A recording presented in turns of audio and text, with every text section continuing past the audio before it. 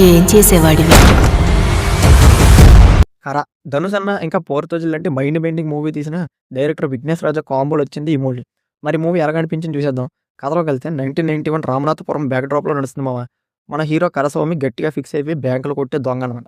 వాడి వెనకాల పడి యేసుకుందాం అని వచ్చే rough and tough cop DSP భరతను. ఇదొక pure cat and mouse game లాగా స్టార్ట్ అవుతుంది. అసలు కరస్వామి ఎందుకు దొంగతనాలు చేస్తున్నాడు?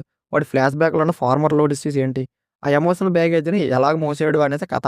మన 'ప్రేమలో' ఫిల్మ్ 'మమితా బైజు' కూడా హీరోయిన్‌గా ఉన్న ఈ సినిమాలో. కానీ స్క్రీన్ టైమ్ చాలా తక్కువ. అసలు 'ధనుష్' గారి యాక్టింగ్ గురించి ప్రత్యేకంగా ఏం చెప్పాలి మామ.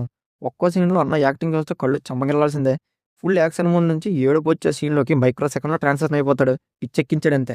దానికి తోడు 'జీవి ప్రకాష్ కుమార్' బీజీఎం ఫైర్ అంతే.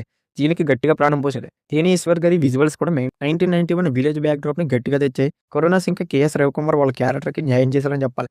కానీ కొంచెం నిజం చెప్పాలంటే సినిమాలో నెగెటివ్స్ చాలా ఉన్నాయి మా. Run time 2 hours 41 minutes.